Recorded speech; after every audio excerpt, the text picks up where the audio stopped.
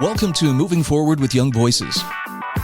We're happy to welcome you back to the program and happy to welcome David McGarry back to the program. David, we've had you on here over the years, but for those meeting you for the first time, take a moment, tell us about who you are and what you do. Thank you so much for having me on once again. My name is David McGarry. I am the research director for the Taxpayers Protection Alliance, and I also write for Young Voices. A lot of my work focuses on technology and the intersection of tech policy with civil liberties and the law and economics, and I think that's what we'll be talking about today. Yeah, isn't it interesting that, for every technological advancement, there are concerns that are brought forward and solutions that are proffered, but as we're going to see in this article of yours, Husted, we have a problem, an AI problem. We can see that sometimes those solutions may be a solution in search of an actual problem. First of all, tell me about Senator John Husted's Children Harmed by AI Technology, or CHAT Act. What's the gist of this legislation? Online age verification has been all the rage in the last few years, both at the state level in state legislatures and also on Capitol Hill in Congress. And Senator Husted has advanced this bill, the CHAT Act, which would require chatbots, AI chatbots, to verify the ages of their users. Now, the problem with this bill, as the problem is with all age verification proposals, is that forcing users to go through the process of age verification raises significant privacy concerns. In order for me to prove that I am over the age of 18, I would be forced to give a fair amount of sensitive personal information either to the platform itself or to a third-party verifier. And that means that my data would be hanging out in an online database where it is liable to fall victim to a hack or to a data breacher or just to simple, everyday, irresponsible data practices. And so essentially the problem that we are facing, both with this bill and with the broader age verification debate, is that there are some people in this country, including people who are generally in favor of limited regulation, who favor policies that would present a show your papers regime at pretty much every choke point across the internet and across digital technologies, whether that's at the device level, at the app store level, at the platform level, for social media platforms, for AI chatbots. And the question, I think, that we have to start asking ourselves as Americans is whether we in fact want the basic digital services of everyday life to be restricted by these kinds of dangerous and insecure regulatory barriers. And, this is such low-hanging fruit for politicians, too. You mentioned this in your article. It benefits from one of the oldest biases in politics, and that is they talk about all the good this is going to do. This is going to protect children, but they rarely talk about the flip side of that, which is it brings more government into your life and creates more demands, more obligations on you to meet up to it at the cost of, as you mentioned, privacy and even, some civil liberties, including making decisions for yourself, what you will or won't view. Well, as you said before, as technology develops, there are new challenges that arise that we must confront as a society or that come before our representatives. And this is actually something that I enjoy quite a lot about tech policy. A lot of the arguments from economics, from Adam Smith to Milton Friedman and Thomas Sowell, have been made many times over the course of centuries. And a lot of these arguments apply just as well to the regulation of technology. But unfortunately, even many Republicans who purport to be free marketeers have forgotten that all of these lessons do, in fact, apply to the regulation of technology. And so there's an opportunity to reformulate many of these old and tried and true arguments for a new industry and a new part of life. And I think when it comes down to it, there's a certain assumption that something, maybe anything, must be done, simply must be done in order to protect children online. And as I point out in the piece, that can be a very dangerous proposition. Because when we put forward sweeping, broad, overbearing regulations, to govern such a huge part of our life, like digital technologies are becoming, we risk creating a host of unintended consequences that will be highly detrimental to the civil liberties, not only of adult Americans, but also to the civil liberties and privacy of children as well. Many of these age verification proposals require a parental consent, they require parents to give consent before children have access to digital services, which, on top of the initial problems with age verification, which I just outlined, would require even more data to establish who the child is, who the parent is, establish the veracity of that relationship between the child and the parent. And ultimately, we sort of find ourselves in this unending downward spiral of more and more data and less privacy. And ultimately, I don't think that's the world that Americans, with their knee-jerk and very well-founded attachment to liberty, want to live in. No, you make a very solid case in here. It's not just about, I guess it's not a black and white. Look, you either protect the children by enacting this or you don't protect children at all. It's a free-for-all. There's obviously some nuance that's being left out of that. But as you mentioned, parents actually may find themselves with some reasons to object to the Chat Act and some of the things that it purports to do. Well, you've hit upon a very crucial aspect of this debate. We've seen in many other contexts, politicians put forward specific proposals and then tell all opponents of their proposals that they must be bad people for that opposition. So if you don't support age verification, you must not want children to be protected online, which is, of course, ridiculous and specious. The question, of course, is how will children best be protected online? How can parents be empowered to monitor and, to a certain extent, control their children's digital lives? And in the process, how can we do all of these things without degrading the privacy, safety, security, and civil liberties of all Americans? Yeah, there are trade-offs, but I think, that's the economist in me trying to speak out there. There are going to be trade-offs. This is not denying that there are risks out there, but who is better qualified to address those risks, especially in the interest of the child? I'm going to have to come down on the side of the parents as opposed to, the government, just because I think the parents probably have the strongest interest in doing right by that child. Well, there's a very crucial point here. Not only are parents the established and well recognized bearers of responsibility for their children in almost any other context, but also parents actually know things about their children that the government doesn't.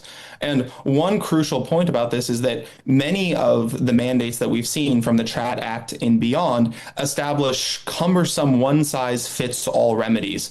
And many times it's actually turns out to be quite easy for children to skirt them or find ways to get around these regulations. And of course, that's because the government can't monitor every single child, and we would not want them to go so far as to attempt to do such a thing. What we actually want is generalized tools being made available to parents that allow parents to actually, parent their children in the online world just as they parent their children in the offline world.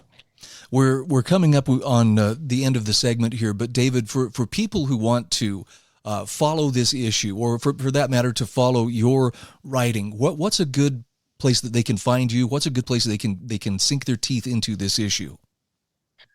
I would commend to your audience's attention our website, protectingtaxpayers.org, and they can also find all of my writing on X, the platform formerly known as Twitter, at David B. McGarry. All right. David, great conversation as always, and a perfect reminder too that rarely are we left with just a binary choice. There are sometimes other choices, but when there's a political agenda at work or political ambition at work, sometimes that's deliberately left out of the equation. Thanks again for joining us. Looking forward to our next conversation. Always a pleasure.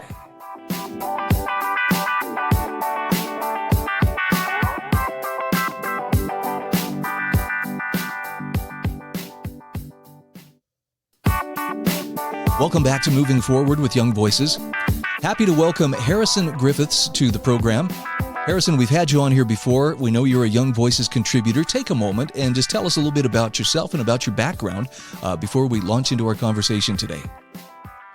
Yeah, absolutely. So, I'm Harrison Griffiths, and I'm 25 years old. And for the last 3 years or so, I've been working at the Institute of Economic Affairs, which is the UK's original and largest free market classical liberal think tank in both communications there, doing media work, and also in the international team, working with our partners right across the world to help promote freedom in the places that really need it the most. And prior to that, I was a student for several years at University College London and the University of Exeter. At the moment, just continuing to do that work at the IEA with some of our fantastic partners right across Africa, Asia, and Central America. Well, we have a very timely topic to discuss, and that is what is going on between the U.S. and Venezuela. In fact, I'm looking at your article in International Policy Digest. An incoherent White House faces a clear moral case in Venezuela. I agree, by the way. I think there is a very clear moral case, but I'm not sure that it's clear to the people who are making decisions within the White House. Set the pace for me, or set the stage for me, if you would, in terms of What is the moral case, maybe I'll put that in air quotes, that the Trump administration is using to justify taking Venezuela's president, Nicolas Maduro, into custody and then trying to charge him criminally? Can you explain to me what the moral case is? Because I'm not at all clear on exactly what's behind it. It sounds to me like it's just we're bigger and stronger, therefore it must be right. Yes, fundamentally it does boil down to that, but there are a couple of, if you're cynical, you might call it a pretext. If perhaps you're a little bit more charitable, you'd call it justification for what the administration has done. So on the one hand, there's the legal aspect, which is that Maduro is charged in the United States with all manner of crimes, from primarily drug trafficking and racketeering to doing the very same with illegal guns, and also just sort of generally having committed quite a number of crimes against his own people over the years. And in terms of the moral justification, when they went in there, the official justification was that Maduro needed to be arrested and brought to justice in the United States, and that they invoked the doctrine of self-defense for the people who were tasked with going in there to extract Maduro in order to have a slightly broader military operation. The moral case is certainly very clear. I mean, Maduro is absolutely you cannot minimize or apologize for the brutality of the Maduro regime. It has immiserated the people of Venezuela and the Chavez regime that preceded it, Hugo Chavez having died in 2013. They have immiserated the Venezuelan people, a country which is endowed with, by most estimates, the largest reserves of oil on the planet, absolutely tanked the country's GDP, caused mass starvation, caused enormous outflows of refugees into neighboring countries. Another thing, by the way, the Trump administration is keen to stop with this maneuver as well, because a lot of them do end up in the United States. There is a very, very clear moral case in that sense. But the problem is that when we talk about regime change and interventions in foreign countries, we aren't just talking about a moral case. Anybody that denies the moral case for getting rid of Saddam Hussein is, in my opinion, a deeply troubled and an amoral person. But that doesn't necessarily make it right, justified, or a good idea for the US to have gone in and done it in hindsight.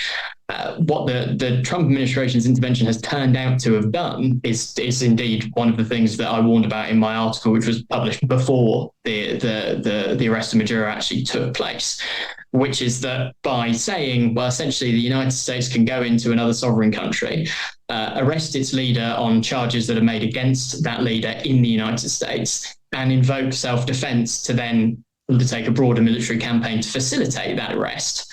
You're starting to get into slightly difficult territory as far as the precedents that have been set are concerned.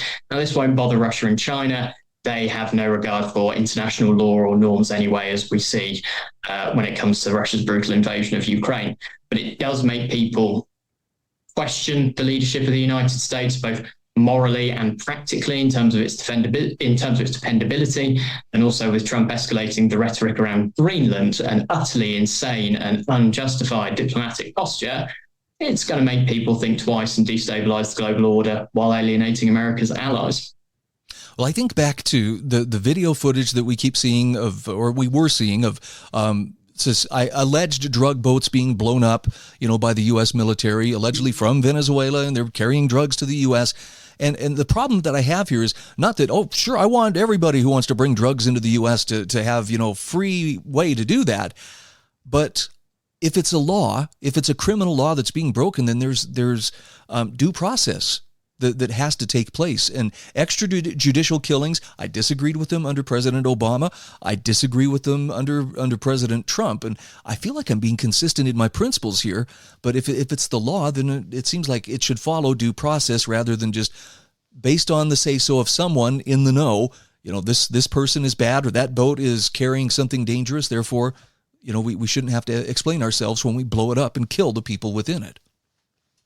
You're absolutely right. I mean, this is one of the major things that I think provoked a concern of, no matter how much you want the Venezuelan people to be emancipated from the tyranny of Nicolas Maduro, the question of what precedents are set and what's the reality on the ground if there's a US intervention. And one of the biggest issues that came up before that was, as you mentioned, simply the bombing of small boats that were alleged to be smuggling drugs and, in some cases, I think guns into the United States, or at least near to the United States.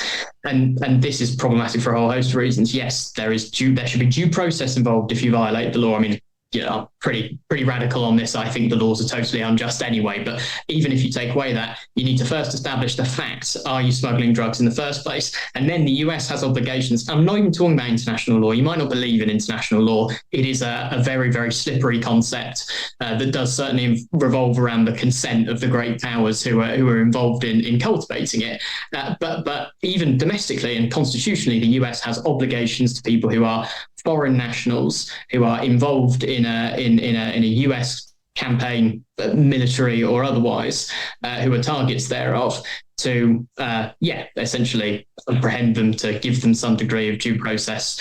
If the US government was found to have been in contravention of the Constitution with its policies around Guantanamo Bay and various Al-Qaeda and Taliban terrorists, then they definitely owe fishing boats due process and don't get to blow them up just because they're accused of narco trafficking. That's not how things should work. And it's symptomatic of an administration that desires to look based in front of its very online following, rather than doing anything to uphold the laws and norms that underpin the United States. Well, it also raises the question of where do you go from here? Because if really it's come down to the whim of whoever is in charge in the U.S. at that moment, it's not always going to be Donald Trump.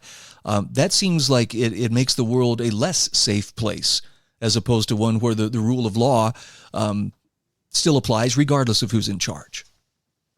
It certainly does while Trump is the president.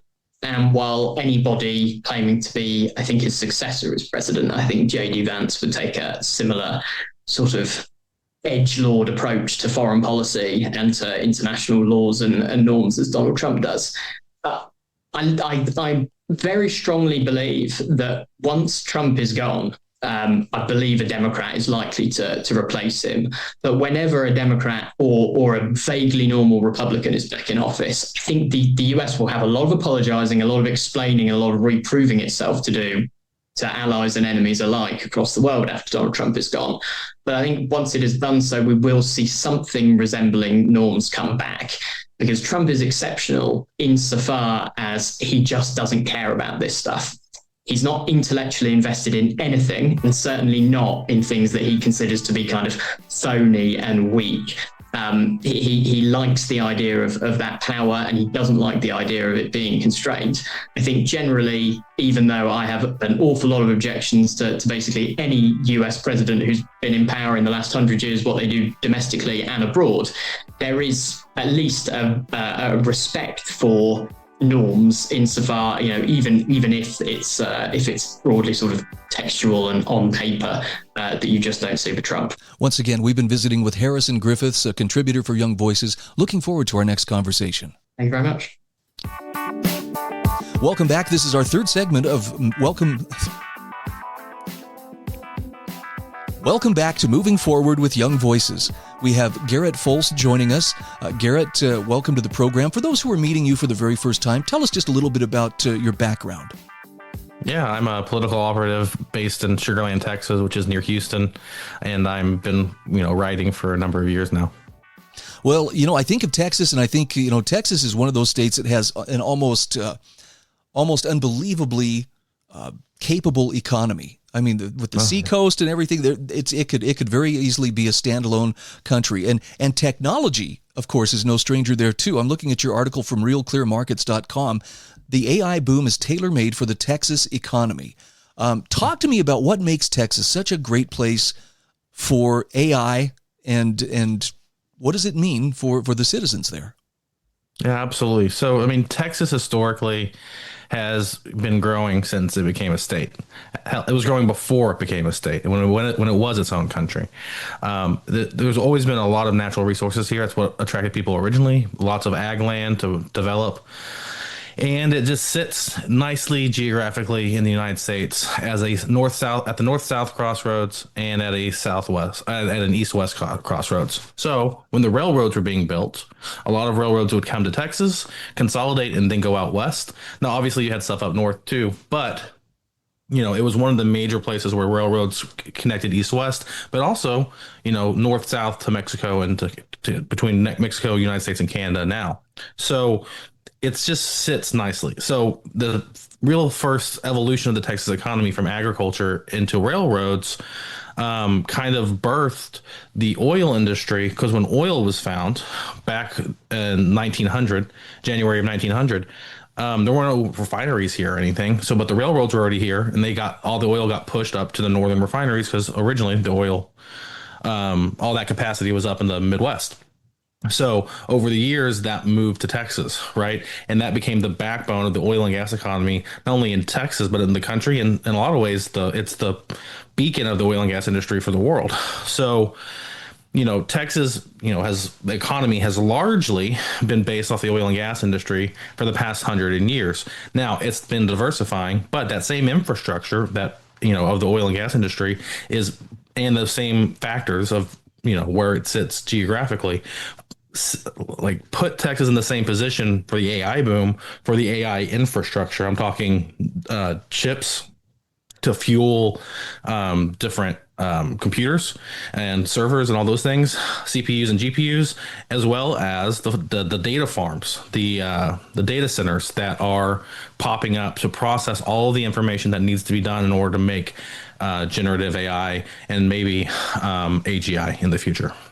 So what is it about Texas that makes it such a good fit? I hear sometimes scary stories from people about, data centers. Well, they're gonna suck up all the electricity. They're gonna drive up the electric rates for other people. That there's concerns they use too much water to keep equipment cool and so forth. But there has to be an upside. What is it that makes Texas such a great place for these data centers to take root?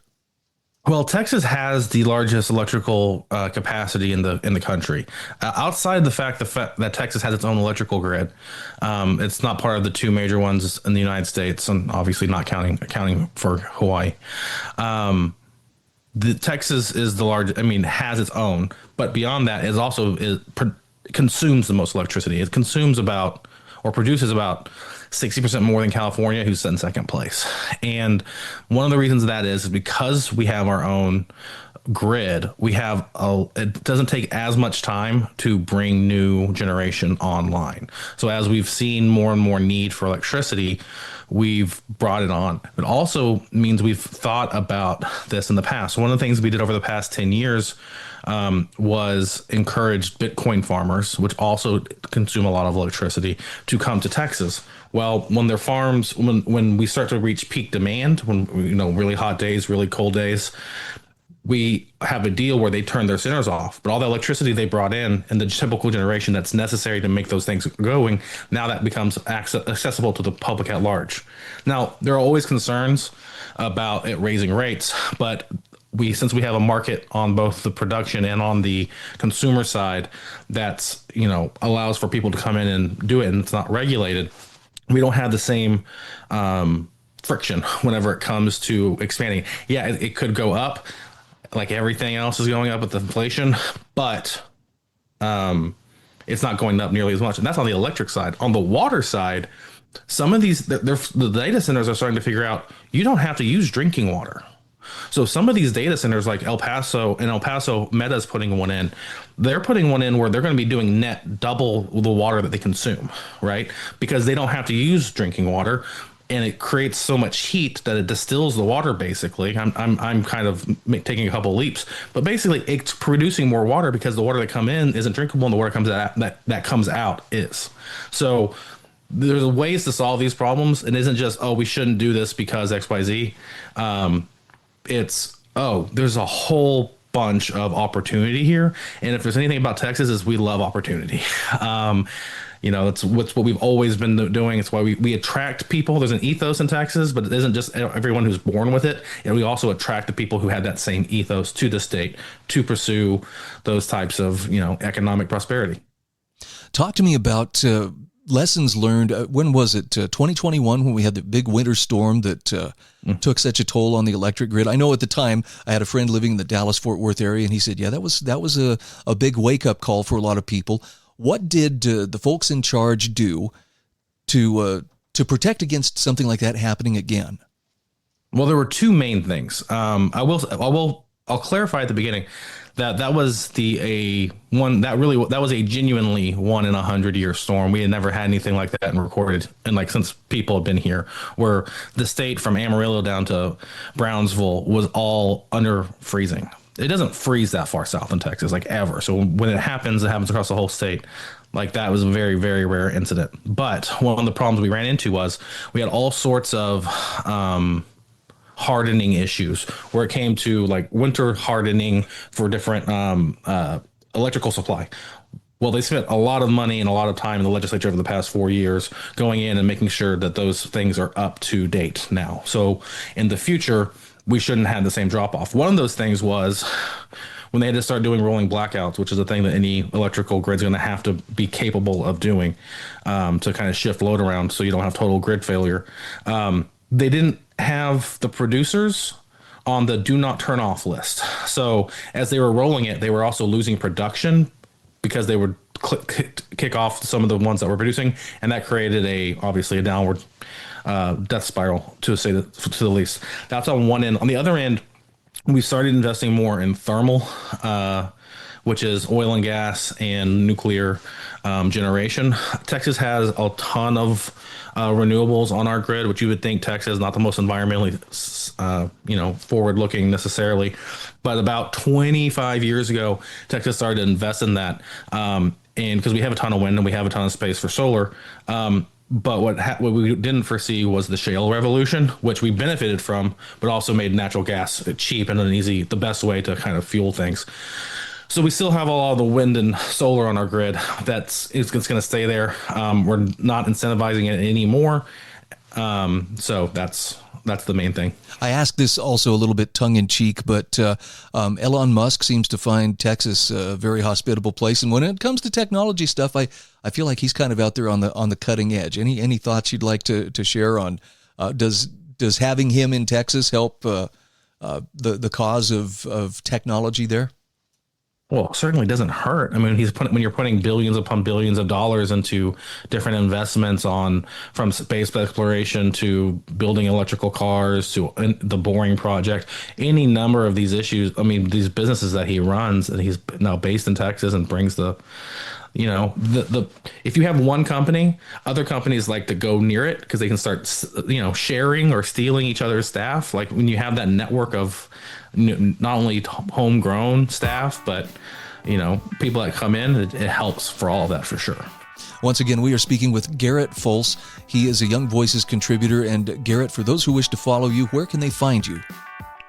I am primarily on X at GW Fulce, but I also have my podcast, the Seeing Red Pod .substack.com. You can follow them both. Thanks again for being my guest. Appreciate it. Thanks.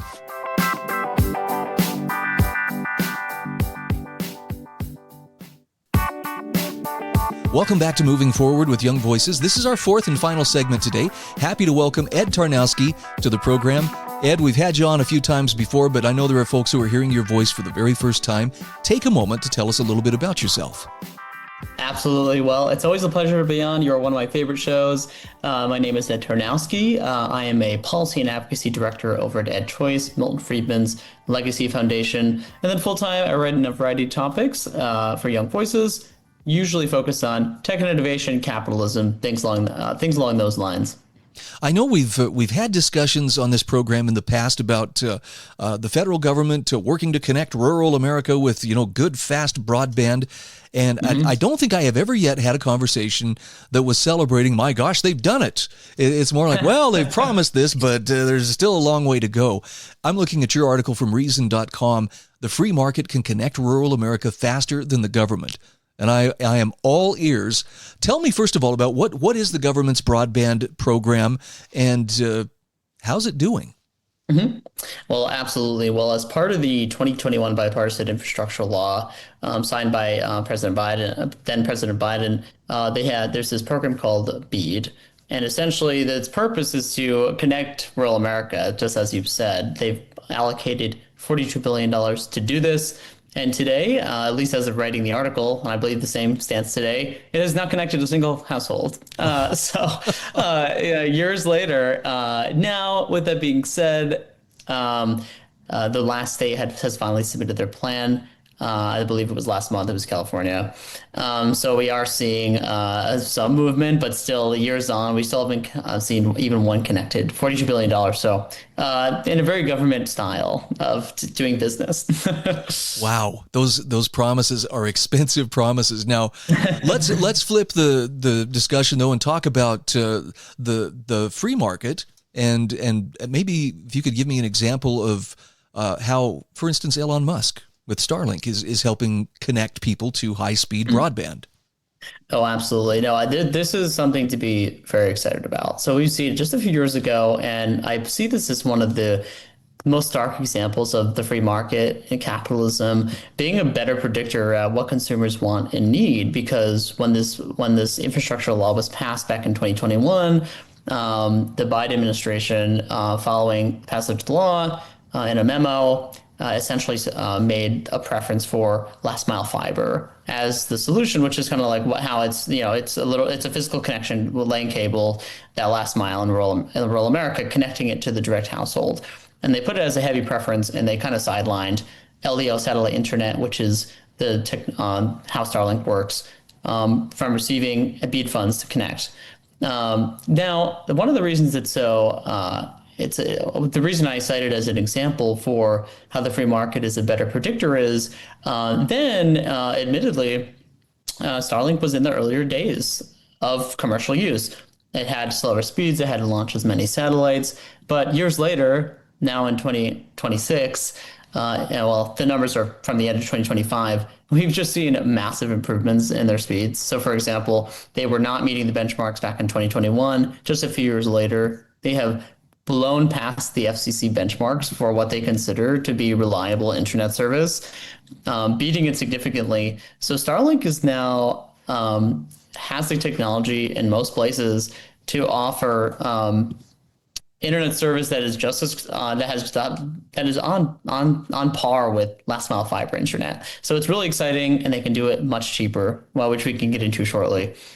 Yeah, I picked up a Starlink system about 5 years ago, and because I was moving to an area that was rural and had very little choice in terms of broadband, they kind of fast-tracked it. I had it within a couple of weeks and just loved it. And I still maintain it's probably one of the most reliable systems that I've seen.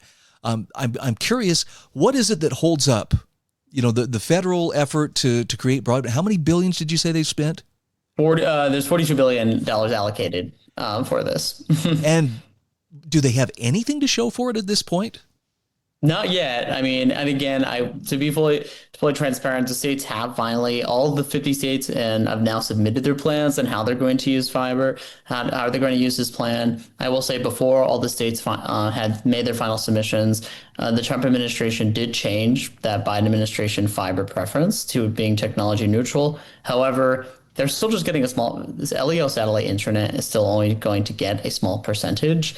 There was a lot of pressure in states and by the Biden administration to stick with fiber. And again, this isn't anti-fiber. I mean, it's going to be part of the solution, but there's a lot of union interest in here. So, for example, like glass making companies with their glass goes into fiber, pushing last mile fiber as the future, of course, a lot of these companies and special interests really trying to kind of just write off LEO Starlink service as a kind of a last resort, even though it is now caught up and it's much cheaper since there's a very small installation cost. Yeah, it's surprising that it hasn't sparked more competition from others. Now, and I have to admit, until I read your article, I didn't even realize that there are some competitors who are trying to step up and challenge Elon Musk and Starlink. Tell me about some of those companies and what are they trying to do? Mm-hmm. Well, yeah, it's really exciting. I mean, Starlink has been the big name in the game, but now formerly Project Kuiper, now rebranded as Amazon Leo. Amazon is launching their own LEO satellite internet service.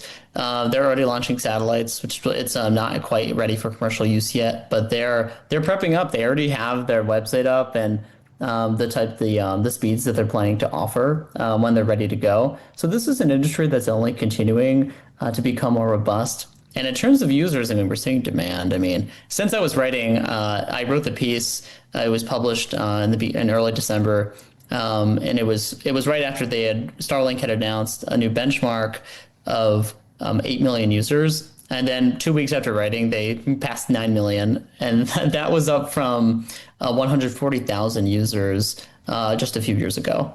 So they're seeing massive expansions. It's really exciting. And the thing that's really differentiates LEO satellite in rural America is how cheap and easy it is to install. I mean, there are areas of rural America where it's estimated to cost $40,000, in some places $300,000 per household connection via last mile fiber.